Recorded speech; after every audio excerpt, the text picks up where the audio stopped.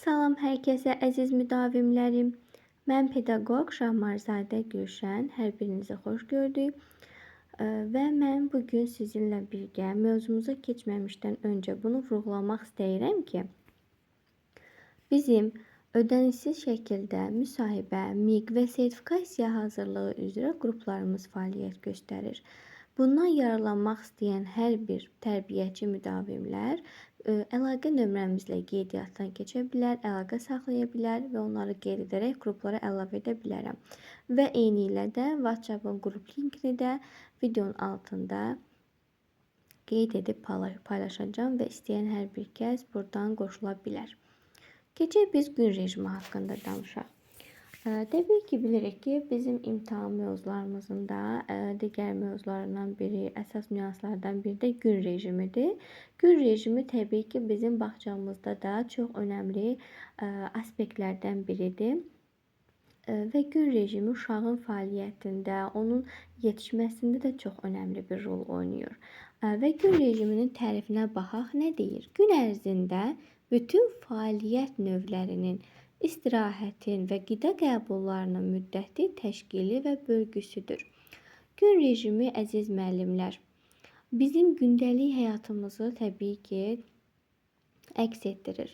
Biz gün ərzində uşaqların hansı fəaliyyətlərdə iştirak edirik, ard-arda, ardıcıl şəkildə nə kimi fəaliyyətlərlə, nə kimi ardıcıllıqla günümüz həyata keçirilir fəaliyyətlər. Bunlar qeyd olunur. Məsələn, ilk öncəliklə gün rejimində nə olur? Uşaqlar günün birinci yarısında onları qəbul edirik.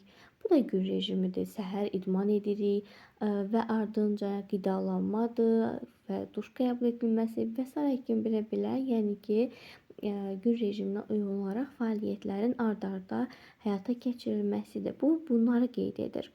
Burada gün rejimində təbii ki, uşaqların istirahət edilməsidir, yuxu yatmasıdır, yuxudan oyanmasıdır, yuxudan sonra duşun qəbul edilməsi, gəzintilər falan, bunların hər biri gün rejimində özünü əks etdirir. Və gün rejimi də dəyişilməzdir. Bunu ilk öncəliklə vurğulayım. Kim deyirsə ki, gün rejimi dəyişə bilər, xeyr, gün rejimi dəyişilməməlidir və biz bir tərbiyəçi müəllim olaraq gün rejimini qrupa gələn hər bir valideynlərə də ilk öncəliklə vurğulamalıyıq. Çünki elə valideyn ola bilər ki, söyləyər ki, mənim uşağımı yatızdırmaq. Xeyr, bu gün rejiminin fəaliyyətində hər bir uşağa təbii ki, buna uymalıdır. Və bu qaydalara hər bir kəs riayət etməlidir. Mən bugün Aydanın anasının dediyinə riayət edərəmsə, gələn dəfə deyəcək ki, Fidan anası, mənim də uşağım yatmaq istəyir. Xeyr, uşaq yatmasa belə yerində sakin şəkildə uzanmağı bacarmalıdır. Və gün rejimi qaydalarını da hər bir tərbiyəçi, müəllim, valideynlərə ilk öncəliklə başa salmalıdır, qeyd edilməlidir və nə olur olsun gün rejimini pozmaq olmaz. Və uşağın inkişafında da gün rejiminin təbii ki, çox önəmli faktor kimi daşıyır. Gəlirik gün rejiminin əsas komponentlərinə. Yuxu, açıq havada gəzinti, tədris məşğələləri, oyun fəaliyyəti və qida.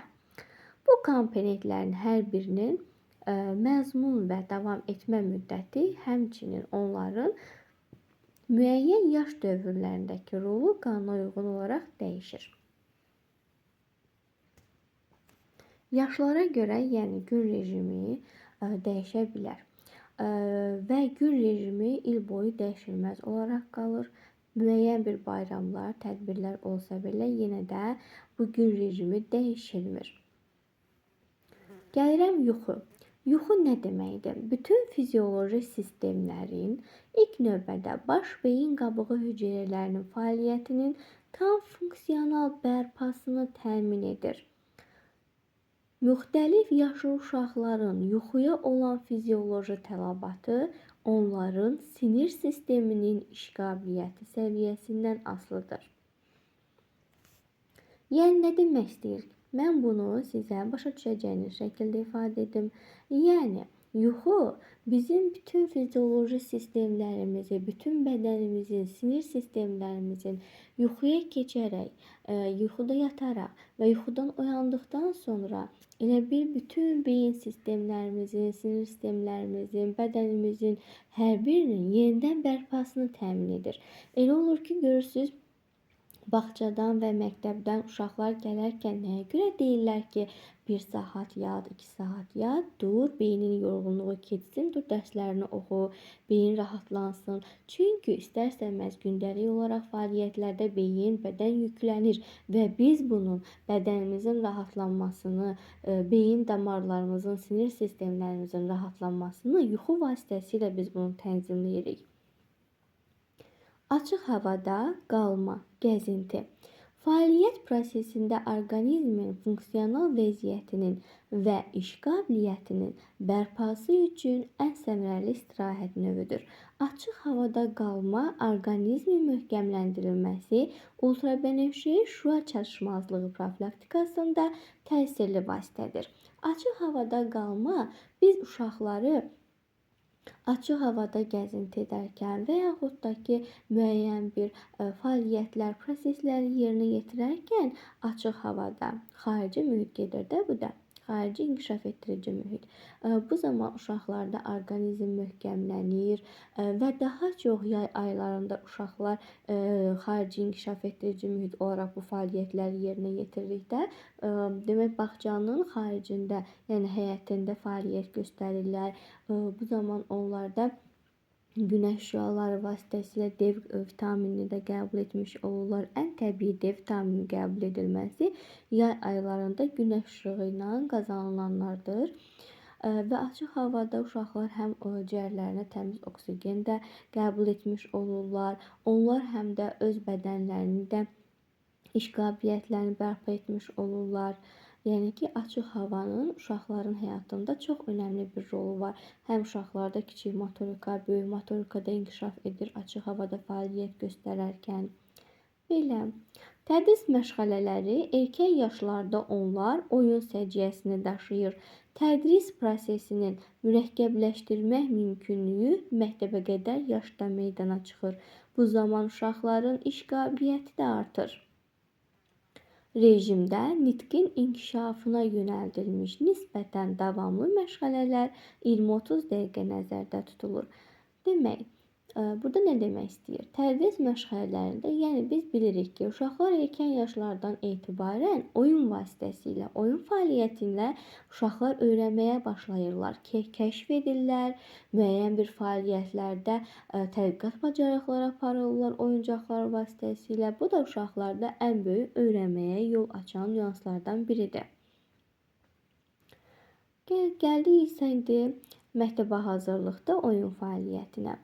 Sərbəst seçilmiş istirahət uşaqlarda müsbət emosiyaların formalaşmasına imkan verir. Məktəbəqədər yaşlı uşaqlarda oyun fəaliyyətinə 4 saat 50 dəqiqə 5 saat vaxt verilir. Oyun fəaliyyəti vasitəsilə bu qədər vaxt verilir və sərbəst seçilməlidir. Biz uşaqların oyun fəaliyyətinə qarışmamalıyıq. Qıraqdan nəzarət edə bilərik. Hər hansısa bir uşaqlar oyun əşyaları ola bilər ki, oyuncaqlar, onun üzərində mübahisə apara bilərlər.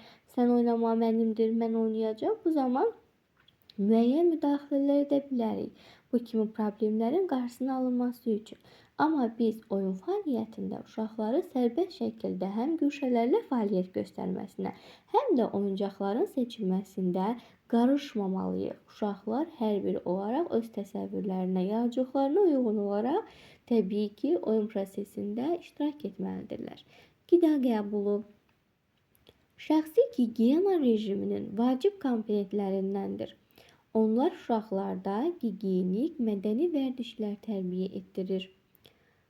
Müxtəlif yaşlı uşağın gün rejiminin əsas xüsusiyyətləri. Erkən məktəbəqədər yaşlı uşaqların gün rejiminin əsas komponentləri nələrdir? Demək, ilk öncə qidalanma, yuxu və ayıqlıqdır. Gəlin indi yaşlara görə biz bunların sıralanmasına baxaq. 1 yaşına qədər uşaqlar ən səmərəli gün rejiminin ardıcıllığı yuxudur qidalanmadır və ayıqlıqdır. 1 yaşına qədər uşaqlarda körpə olurlar da. Körpə olarkən də uşaqlar daha çox nə edirlər? Daha çox uşaqlar 1 yaşına qədər çağalıq, körpəlik dövründə təbii ki, yuxu fəaliyyətində olurlar. Yuxudan oyanırlar. Nə istəyirlər yuxudan oyanan kimi? Onların təbii ki, əsas fəaliyyəti nədir? Qidalanmadır. Tələbatları nə ilə ödəyirlər? Qidalanma ilə, daha sonra ayıqlıq. Yəni artıq qarınları tox olduqdan sonra və ayıqlıq prosesi baş verməyə başlayır.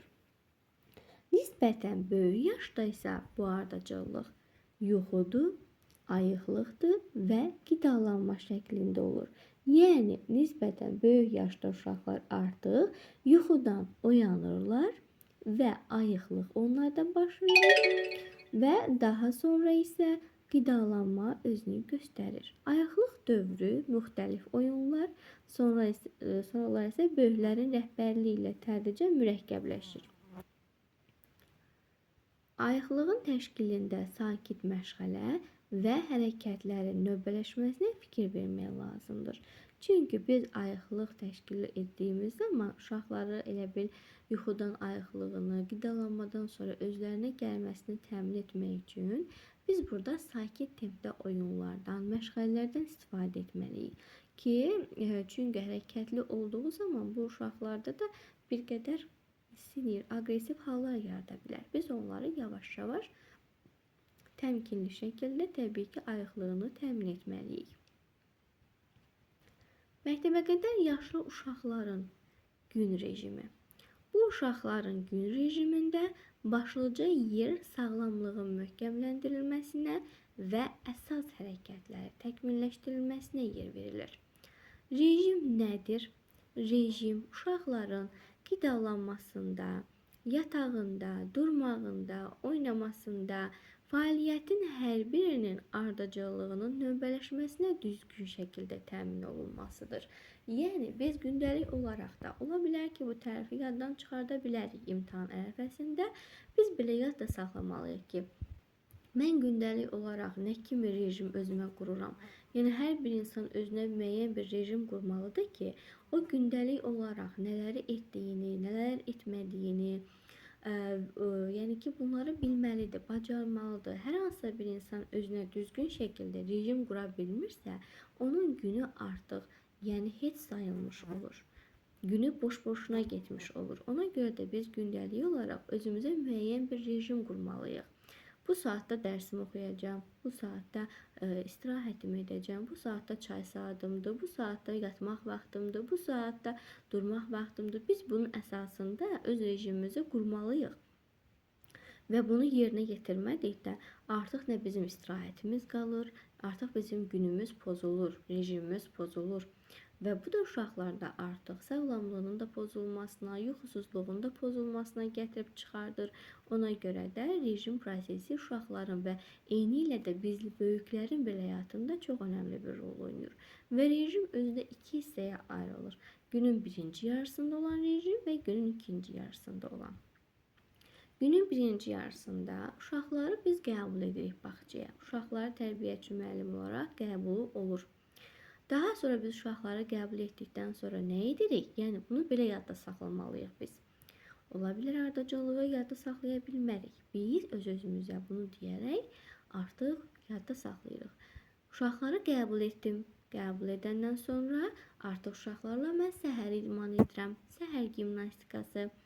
Səhər gimnastikasını edəndən sonra artıq biz uşaqlarla qidalanmaya keçirik. Səhər yeməyinə. Səhər yeməyi də bitdikdən sonra artıq biz keçirik tədris məşğələlərinə, tədris fəaliyyətinə keçirik. Daha sonra isə bizim daha sonraki fəaliyyətimiz gündüz gəzintisidir. Mən gündüz gəzintisi uşaqlarla təşkil edirəm və gündüz gəzintisini təşkil etdikdən sonra isə gündüz yuxusu baş verir. Bu ardıcıllıqla yadda saxlasaq daha rahat olar. Yəni, bax bu formada öz-özümüzə desək. Günün ikinci yarısı artıq uşaqlar neyir? Yuxudan dururlar və duş qəbul edirlər. Daha sonra duş qəbul etdikdən sonra axşam nahar yeməyi, yəni ki, günorta yeməyi. və daha sonra müstəqil oyunlar həyata keçirilir uşaqlarla, asudə vaxtlar təşkil olunur və axşam gəzintisi və daha sonra da artıq uşaqların evə yola salınması baş verir. Yəni bu proseslər əsasında həyata keçirilir. Bizim gün rejimi haqqında dərsimiz də bu qədər. İnanıram ki, hər biriniz üçün yəni ki, məlumatlandırıcı bir video oldu.